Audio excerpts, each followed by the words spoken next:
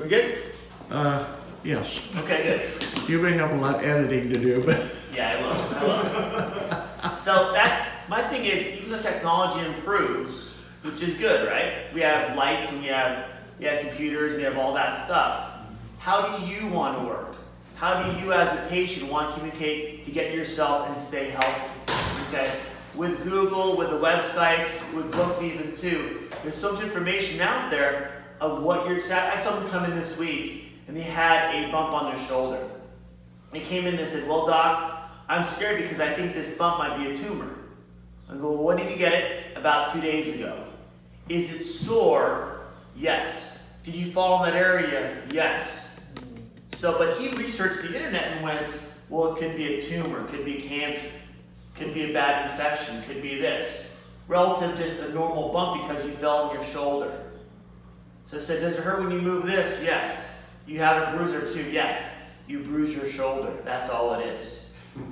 So sometimes there's too much information that can scare you because then your mind starts thinking, okay, do I have that bad problem? Do I have cancer?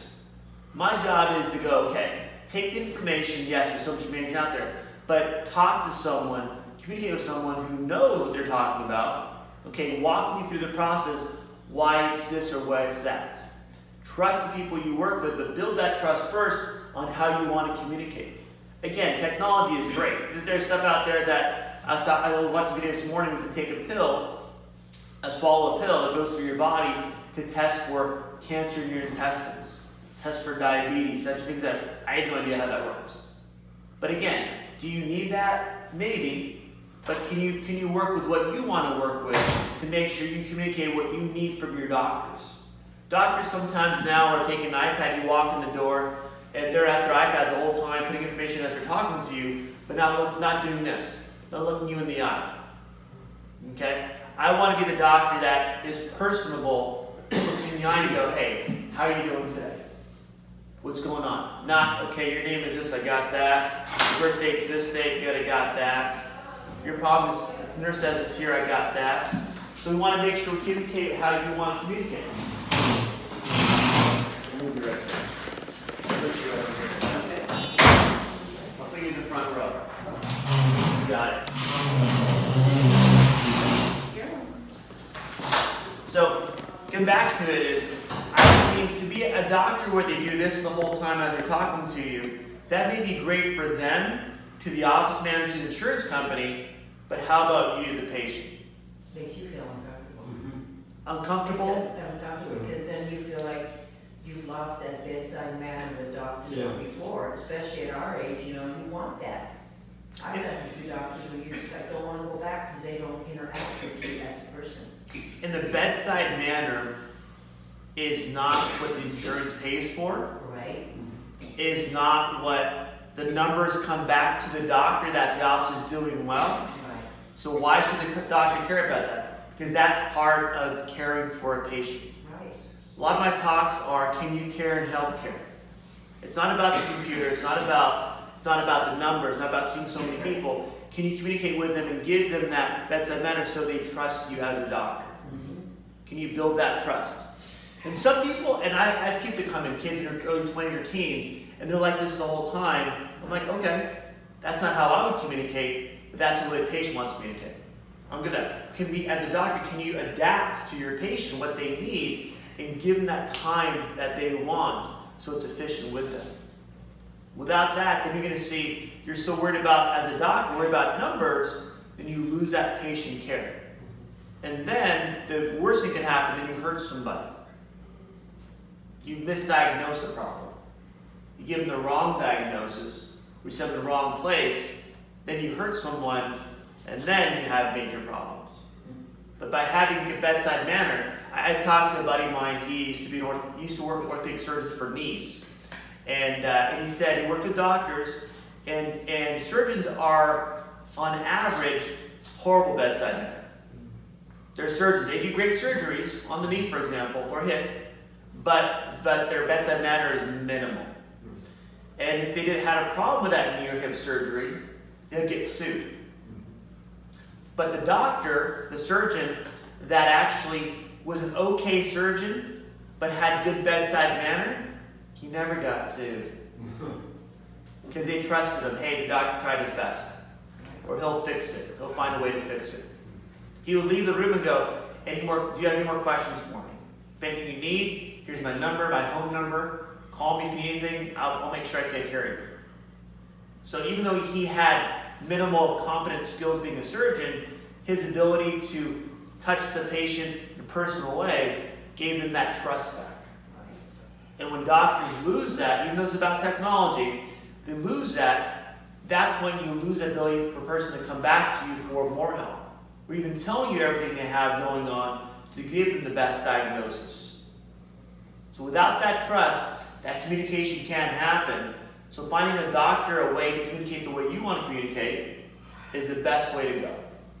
And doctors, when I do my talks again, when they go to school and talk to doctors, they're talking about this technology, this technology, this technology. The problem is the person's over here.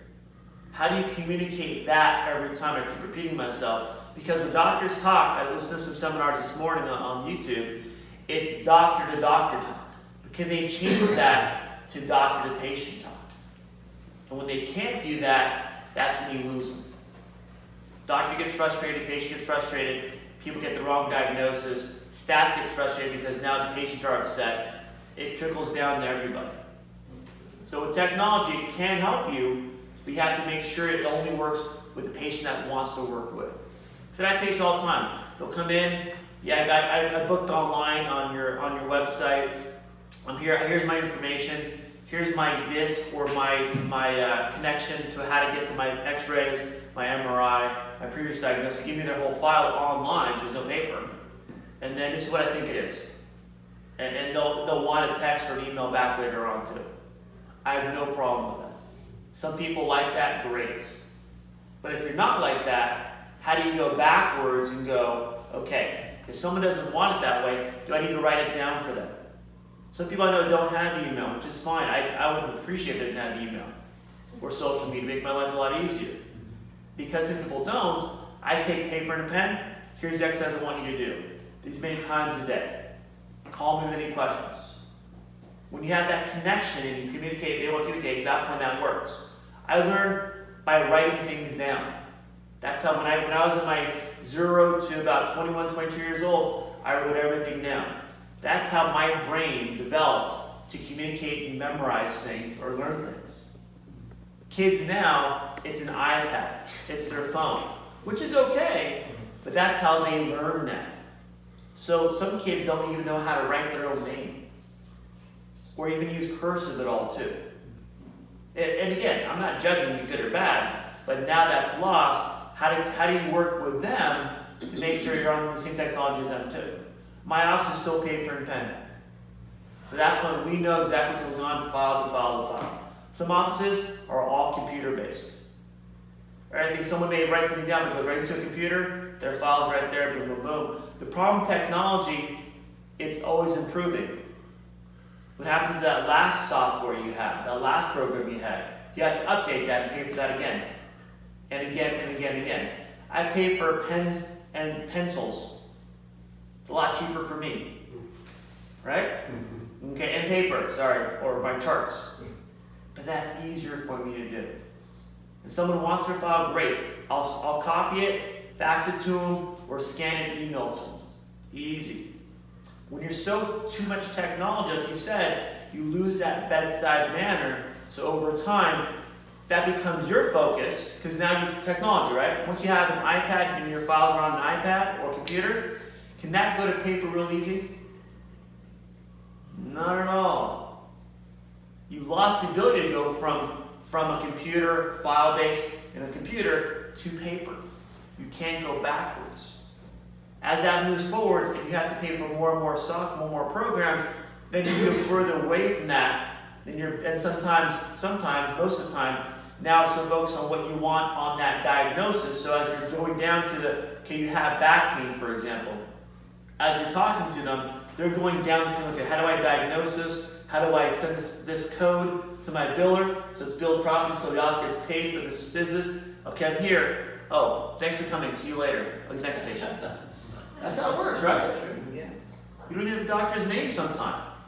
And some offices run different doctors, and they're like, well, I saw Dr. Mary last time, who are you? I'm Dr. Ben, and I see your name is this, I see your birth date's this, good, got that, you have this going on, good, okay, it's this, good, just take your meds, bye, bye, bye, and then see you later. Wow. Any questions, call the office later. But that's how it works. You know why that is? Like any business, an office has to hit an overhead every month to stay in business. The problem is the doctor's overhead increases as to match their lifestyle. Most doctors aren't going to drive are not going to drive a used car. Are not going to not go on these extravagant vacations sometimes. You're going to have sometimes too much staff to make the office look busy, make their life easier, and have to pay a high overhead of $75, $80, $100, $200,000 a month. Just to beat that, they have to see so many people a month. It's a numbers game. So by doing that, now you've made your staff push more people through. So if you spend 5 minutes with a patient, 5 minutes, That's too long. you're going, whoa, whoa, whoa, whoa. You got to get that patient out of there. There's 10 people in the waiting room. And all 20 people had a 10 o'clock appointment. That's right. I can't duplicate myself. I'm only one person. How do you make your appointments efficient by booking everyone at the same time, let them wait the patient as you go through the patients left and right? That's annoying. It becomes very annoying. Yes, it does. I don't understand. If I go to a doctor's office, why is my appointment at 10 and I don't get in to see doctor till 11? Right. Right? And I spend 5 minutes with doctor, so I'm out by 11:10, but I spend 5 minutes with doctor. Right. And that's normal practice. That's a waste of my time. It's a waste of your time. For me, that's disrespectful to the patient, to another person who comes to serve you and help you. If you're going to help, sorry, I had to change times today. Excuse me, right in here. Move so into it, that's okay. Well, you're in. Come on in. It's too high in there. Are you sure? Okay. I'll send it to you. So that's my gripe is, and my daughter, she's had knee surgery, right? And it's more of a personal story. He had a great surgeon. Okay, he's known everywhere from all the doctors and hospitals, nurses, they love him, right? But you go to his office, it's a minimum an hour wait. I don't get it. I won't stay. My daughter will stay because she has to stay, sorry. But I'll do my own work in the office or I'll go somewhere else for my work.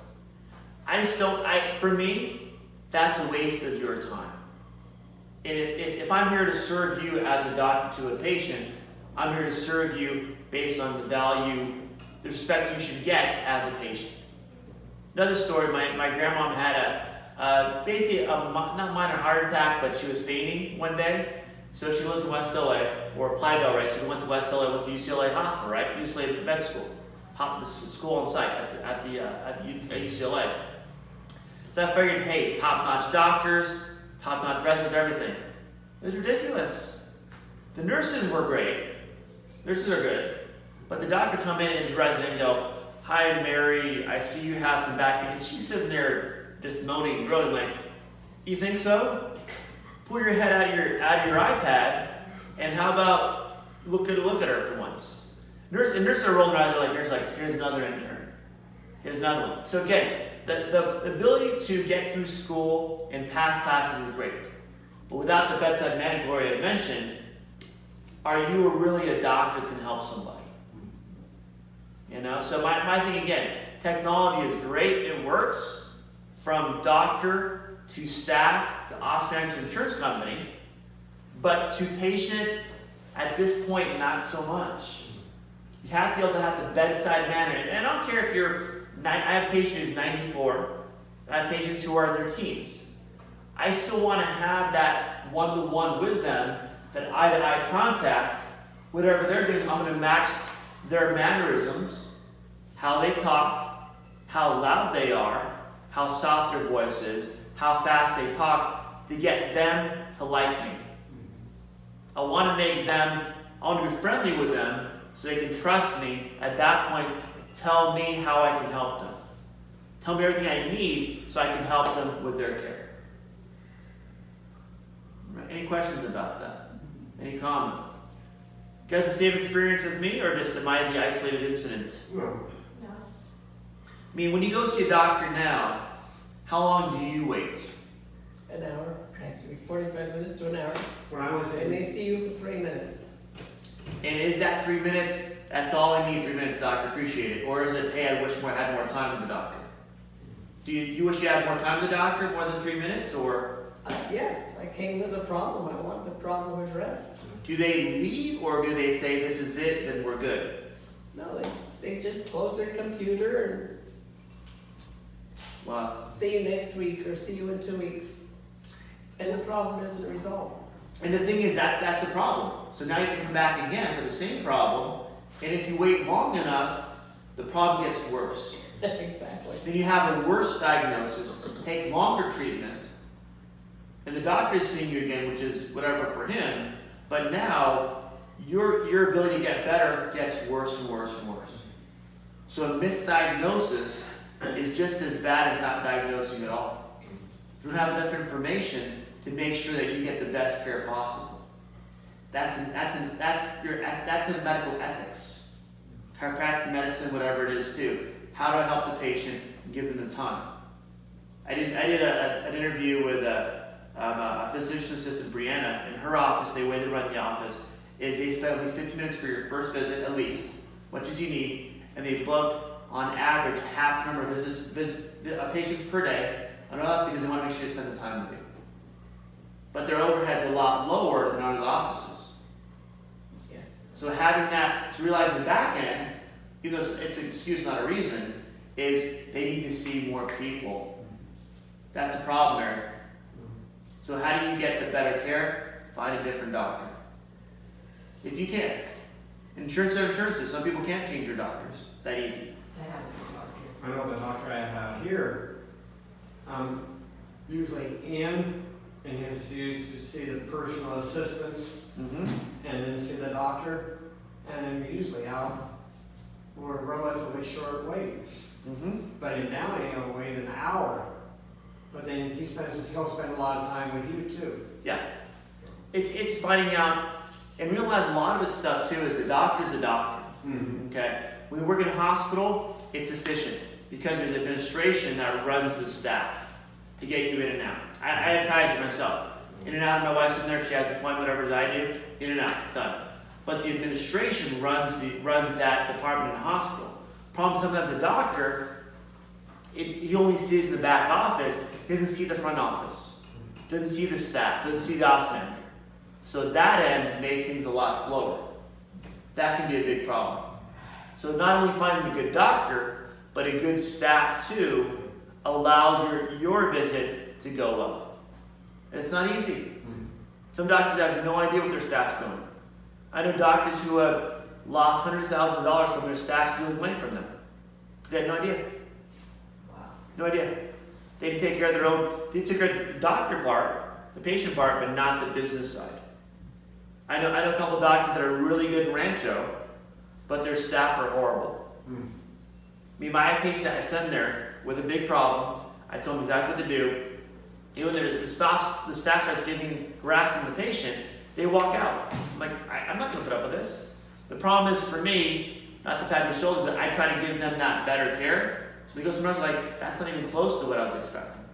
So it's hard for me to refer someone, unless I know them personally, and I thought I did, to send them somewhere where we get the same expectation of care for the patient first. That's my concern. And finding a different doctor may not be easy, but a different doctor that gets you in and out and actually helps you and talks and listens to you will give you a faster diagnosis that you need to get the faster treatment that you can get better. It kind of makes sense, Mary? That's my thing. Is sometimes you have to do your own research, which is painful, you shouldn't have to, by calling your insurance company going, hey look, my evaluation of that doctor is a 0 out of 10. How do I find somebody else? And then sometimes that insurance company may not care what you think. Because they're paying that doctor a minimal amount to see you. They're making money off of you going to see that doctor. There's a way to say that. Ethical or not, that's what they do. But finding, okay, who else in my network can I find that I can see that will help me now? And getting a personal referral from Brian too. I had this doctor local that works for me. If he takes your insurance, use him also. Any business out there, especially a concrete business where you're brick and mortar, they need personal referrals. So do I. By helping your patient as a doctor and helping them want to be helped the way they want to be helped allows you to see more people on an easier basis. So not for you guys, but for doctors out there, by taking care of your patient, they want to be taken care of. The way they want to be taken care of allows you to make your job easier in the long run. How many patients do you see in a day? About 90 on a full day. But and again, people come in, we do the examination, x-rays, we sit down and talk to them. I work with a partner too. I have staff How much those actual time do you spend with the patient? when I'm adjusting a patient for their problem as a treatment, Exactly. maybe 5 minutes. That's all they need. In 5 minutes, I'll walk through exercise with them, find out their current problem, how well they did from last time, what else they can do, and whatever else they need. I don't waste time.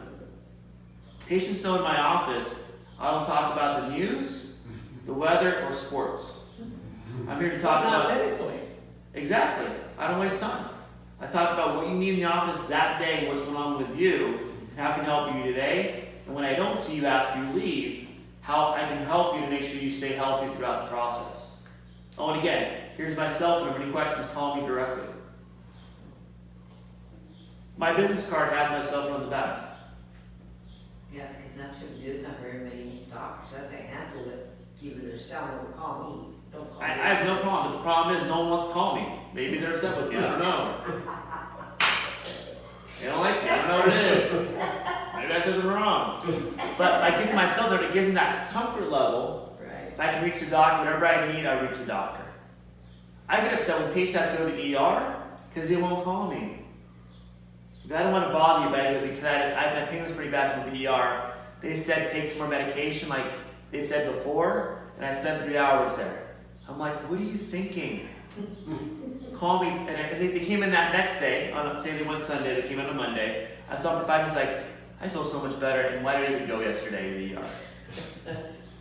People get in the habits, right? When you're in pain, we get in our mind, get a little bit stressed, a little bit desperate sometimes too.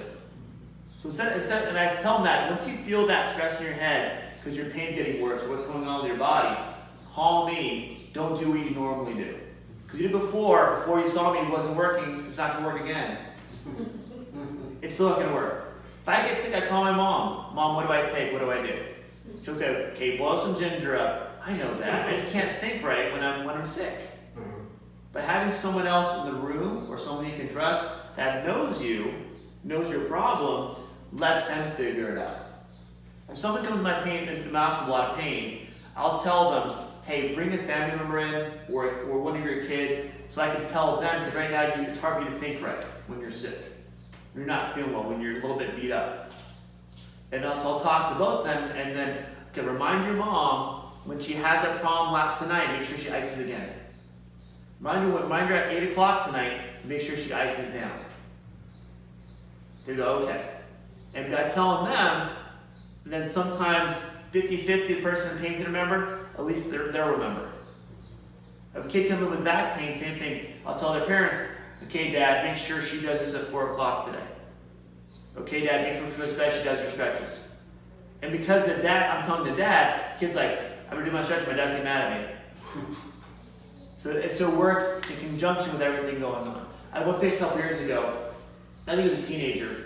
I told him to do some stretches, right? A couple days in a row, because I forgot to do them. Like, oh, you forgot to do them again. No, you're wasting your parents' money by coming in here.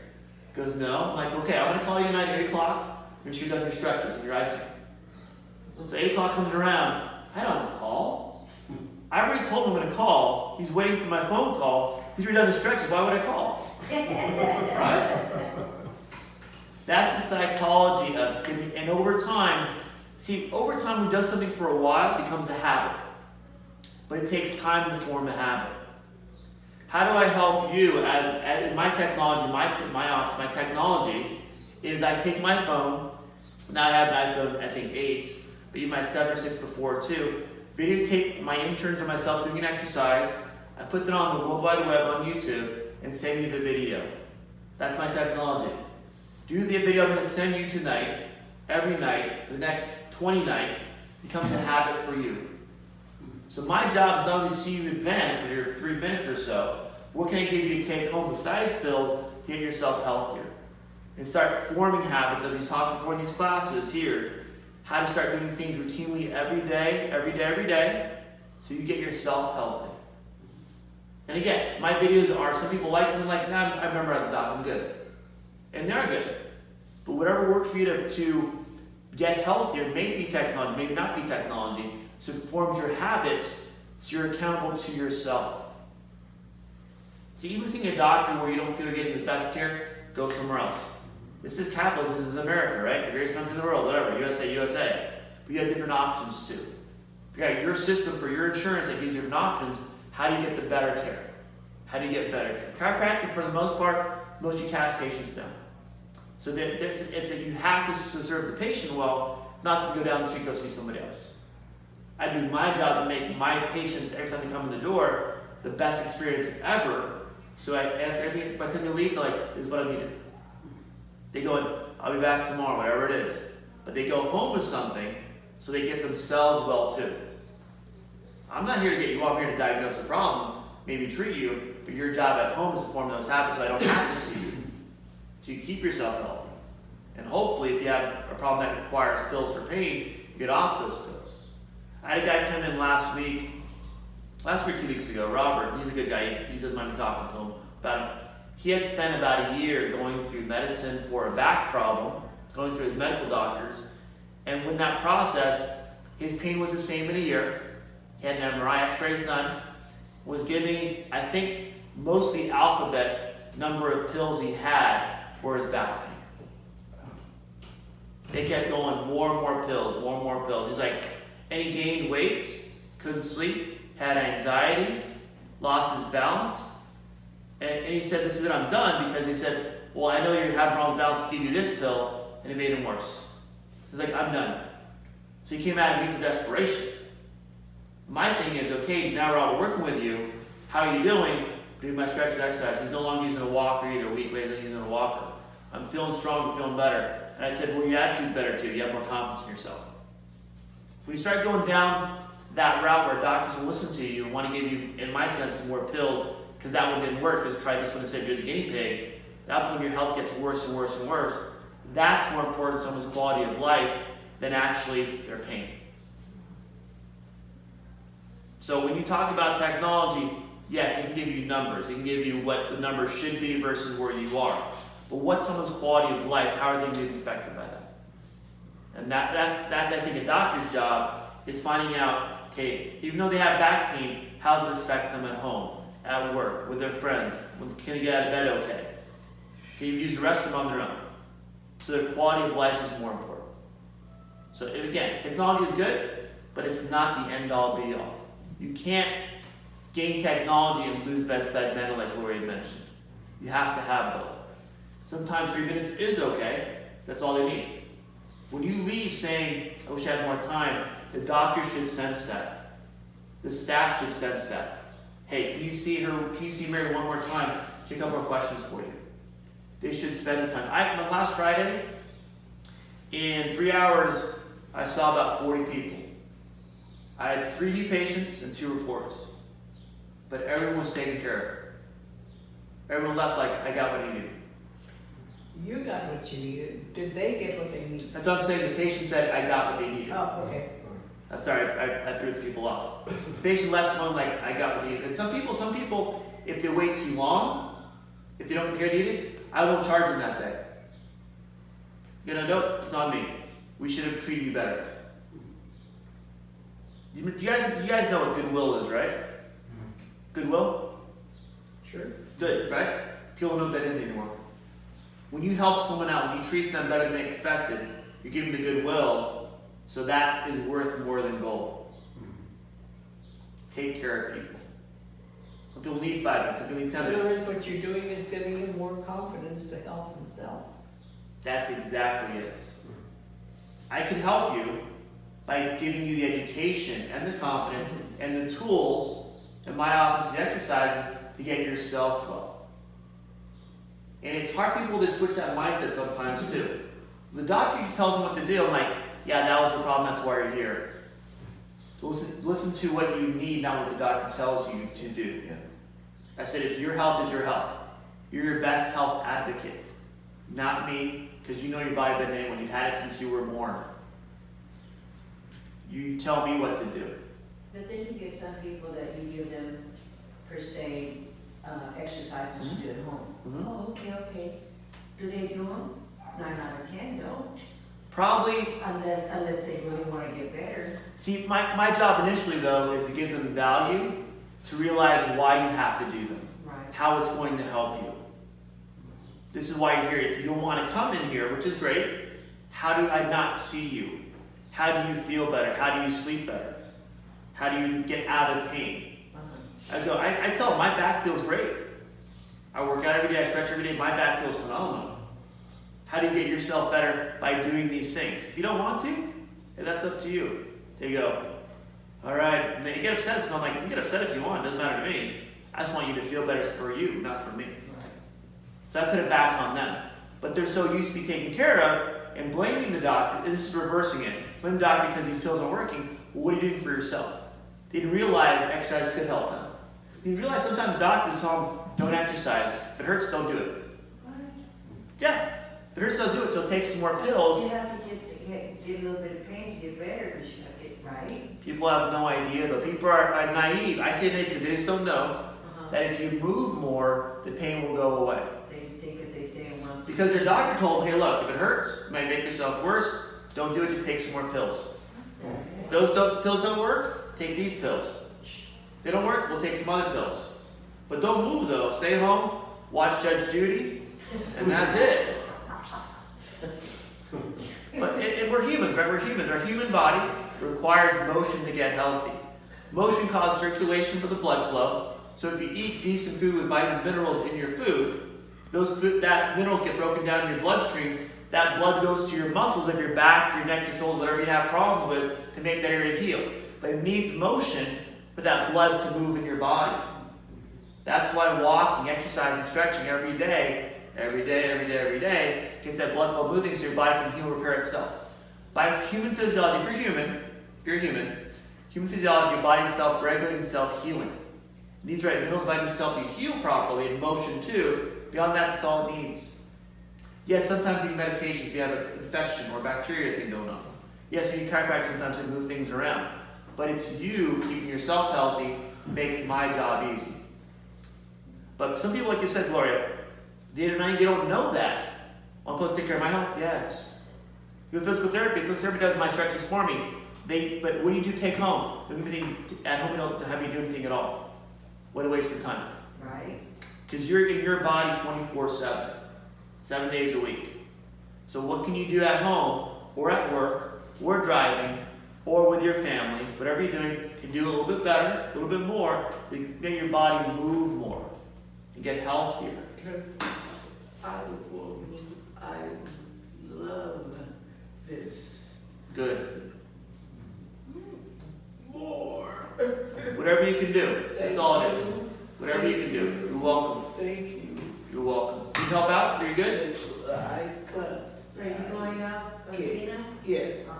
Gloria will help you out. That's the thing is, whatever you can do, even if it's moving your arms and hands every day to move things around, move your body. Circulation. Circulation. Circulation causes blood flow. Blood flow makes things repair. All I do as a chiropractor is move the bones so you have nerve circulation. Nerves can flow better. You have electricity, your body gets to heal. You have to do the work. And same thing with food too. If you eat McDonald's every day, what's going to happen? It's no surprise, right? If you eat good food every day, at that point your body can stay healthy. Then the circulation can work. It takes everything. And this is, again, 2019. I think 2019, we have enough information out there. We're not naive anymore, what we should be doing. But it's doing those things every day. That's all it comes down to. Any questions at all? I'm excited about health. But that's the thing is that Carson knows too. When you have the right tools to use to get better, then do them. And when you do them right away, maintain that. That one becomes your habit every day. That's the main thing, maintain it. Yes. Every time I get up in the morning, I'm like, first thing I go is go and stretch. My dog gets up and she's excited. I'm like, I need to stretch first, and then we go for a walk. If I don't stretch right away, I get busy, and then something else happens. So first thing I do is turn on the coffee maker, stretch, and then get my cup of coffee. All right. Any questions at all? Again, your doctors are there for you, but they're human too. They get sucked in technology like everyone else does.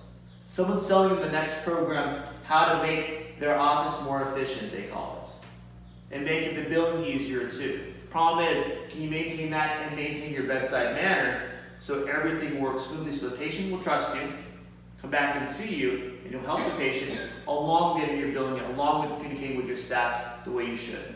Or your insurance companies, whatever it is too. Use technology, but realize you'll lose some personality because of that too. Use both. But as a doctor, be adaptable to your patient. As a patient, get what you want out of it. Be selfish. If you want technology, great. If you don't, great. It's up to you what you want to use. All right? And follow up. Follow up. And the best thing as a patient you can do is be honest with the doctor and say, hey, look, I didn't get anything out of my appointment today. They're not going to feel bad. You're giving them honest. You're there. You're paying them. The insurance company's paying them for a service. You didn't get it. Complain. I would complain. If I went to a car wash, my car came out here and like, this is a waste of time. I tell patients don't get any value from their offices and their medical doctor. Ask for your copay back and see what they say. That'll upset them. Wait a minute.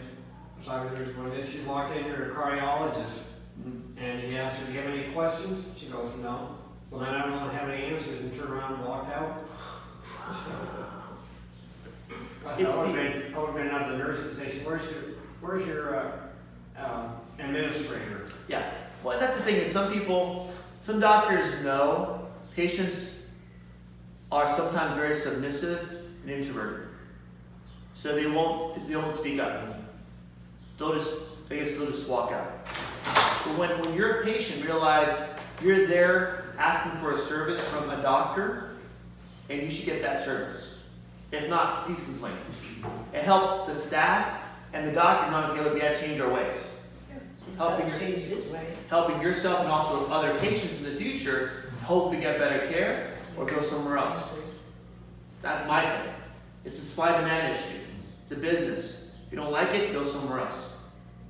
And let them know that too. And let your insurance company know, because they're paying them to be there, hey, these doctors aren't working. Because realize, as a doctor gets more negative reviews or feedback, their malpractice will go up. Their insurance goes up, so there's a higher cost for them to maintain a practice. They want to keep that insurance down. If that's all they're worried about, take care of your patients. You don't get sued when you take care of your patients. Not only take care of, listen. It's amazing. And by listening, what do you mean by listening, Miss Mary? Hear what they have to say. You know, the doctor's thinking one thing. I'm feeling something else, and if I don't speak out and let them know how I'm feeling about the problem, they're not going to adjust to it. And how many times are you talking to a doctor and they cut you off? Yes, they go to the computer. Or even just talking to. They'll say something, right? Yeah. The doctor will interrupt you. Well, I think it's this. I'm not done talking. You cannot listen and talk at the same time. Can a doctor, when I tell myself the same thing too, don't say anything, be quiet, wait till they're done talking. And then for me, I repeat some of what you're saying, so I understand, so you understand, I understand what you're saying. Exactly, yeah, you heard it. Take the time. That takes about 30 seconds. It's not that long. Even the pauses help too. So people have time to think. When someone's sitting in an office for an hour, right? Make sure I'm good on time. When someone's sitting in an office for an hour, and they've been there waiting, and they're rushed into a treatment room, the doctor runs in, Does that person remember everything they want to talk to the doctor about? No. Give them time to think. Talk about their day. How's your office visit today so far? How's your morning? Give them time to relax as a doctor so they can get to relax in the room, and then when you relax, you can think better. When you rush in the office and you have to wait all along, that one you're, okay, now what do I do? You're gonna miss something. Take the time to pause and give them a breath, the patient. You said listen and then repeat back what's going on. That's They heard you. and that is technology. That's our body communicating, I understand what you're saying. Now, here's what I think it might be. But again, patients sometimes talk really fast, they sometimes talk real slow. How do you match that personality and give them time to think before they talk, and then yourself time to think before you talk? So we're on the same page. You're a human, right? I'm a human. Absolutely. It's because I have 2 letters after my name and big student loan doesn't make me any different.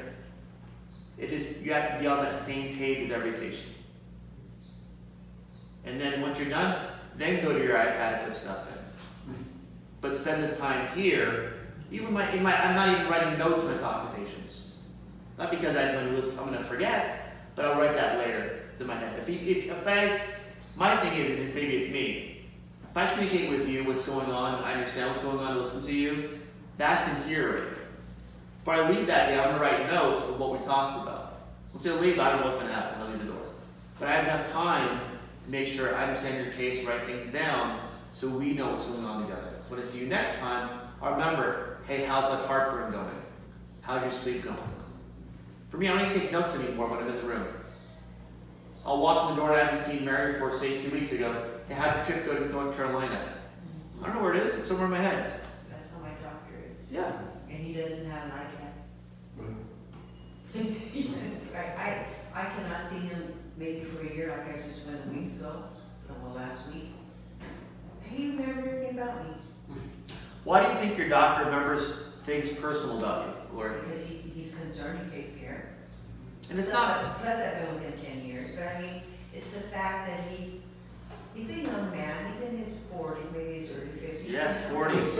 And you know what? And what's good about this man? He doesn't drive a brand new car. He has a used car. But I mean, he takes the time, that's not like, wow, an iPad, they don't even talk to you. He enjoys his work. Right. He's such a good doctor. And again, you're not going to go to dinner with him, No. but he can be friendly without being your friend. But he makes you feel confident, he knows you, he knows your well-being, what you've gone through, because he remembers you. And he doesn't come in with an iPad, and he sits there and talks to you eye to eye. And when he's done, he goes, okay, and he doesn't have these big words, his layman's words, he goes, do you have any questions? It's massive. Yeah. Sorry, he's amazing. And that should be, but that he's amazing, right? But shouldn't that be everyone's experience? Right? Why has the experience been diluted to where this is normal, where you're waiting an hour, you spend 3 minutes a doctor, and you go, that was worthless. Wow. Yeah. So, anything else? The good side is there are doctors out there like lawyers, like Brian, that can help you and really care and trust you. You have to be diligent as a patient, going, hey, look, I'm going to go to your office, but I'm going to require this, this, and this. You guys provide this. Now, let me know now so I'm not wasting your time or my time. So if I come in there and I'll get a good experience, I'm going to let you guys know. And some offices are like, well, we don't do that. Great, I'll go somewhere else. So be your own doctor going into a doctor's office, what you expect to get the listening, the understanding, and then the right treatment, so you're not wasting time. All right. Anything else? All right. Oh, I have one. Yes. Do you think the doctors that have iPads, is that, because mine isn't, he's like Kaiser, he's just, Yeah. So I'm thinking like Kaiser and all they're the ones that are more. They're on one that. system. But even some offices think they're techies. Uh-huh. So that iPad communicates to the office manager, or even sometimes a billing manager off-site, what to bill for that day. Wow. But the problem is, for them to leave the room, do the iPad stuff, they go to the room, they've wasted 2 minutes. So to be efficient, they do it in front of you, Mary. Wow, that's good. Yeah, that's rude. It's like someone like you're talking to you. Yeah, I'm doing great. Yep. Maybe people are, I can't do that because I'm not that smart. Maybe that's me. I'd rather do this. Mary, how are you doing today? I'm doing well. Great. So why are you here? So why am I here? Why are you here? That's the thing. If more people said when they left the office, hey, look, I had a good experience today, or I had a poor experience, or why did the doctor do this? Eventually, the doctor and staff either have to change or close their doors. Sorry, it's a business. Kaiser's Kaiser, San Antonio, San Antonio, the high-end places, the hospitals, because they have so many people, as an excuse, that's why the iPad works for them. Wow. But there's enough doctors out there, I think, that you have options to go to find the right ones, or get a personal from Gloria or Brian where to go. That's just me. Supply and demand. You know, and leave your feedback too. So I would some people I tell them, hey, ask for your copay back. You did not. You wasted your time today. That is me. Wow. All right. I had a doctor at the VA that told me how much time she had spent with me. And I had 3 or 4 problems because I hadn't talked to her before. Yeah. So we got to the 2 problems that I needed to look at. And she would write everything down, and then she'd run around to another building, come back with a printout. And then I still had a couple more things that I needed to talk to her about. She goes, well, we're out of time. She says, I'll see you next time. She says, about the other problems. So we don't have to about it. She says, come back and we'll talk about the other problems next time. It's ridiculous, Carlos. Yeah. When a doctor is told he only has so much time with a patient, you can't care for that patient. You can't base your caring of a patient or seeing a patient based on what they need. Well, that already makes the patient feel ridiculous. Yeah. Am I here? Your number. Yeah. Thanks for coming today. Wow. Thanks for being a number today for our office. We appreciate that. I saw 90 patients. Yeah. I saw my 90 patients today. But that thing is they have numbers to push, right? Then why would a doctor work for someone like that? Because they think you can be pushed around. The doctor sometimes has less confidence in themselves, but that's all I can do. Instead of being a doctor they want to be. See, sometimes doctors will adjust their mindset to what's their environment versus what's right for the patient. You have to do what's right for the patient. Without that, you're going against your ethics, and then Carlos comes back, well, I had those 2 other problems I missed, now they're worse. How should a doctor feel? Pretty bad. If they don't, find a different doctor. Again, doctors are human, so sometimes the human, it negatively affects the profession. The person can. It's not all doctors like that, but sometimes the VA may be part of it. Is there a system?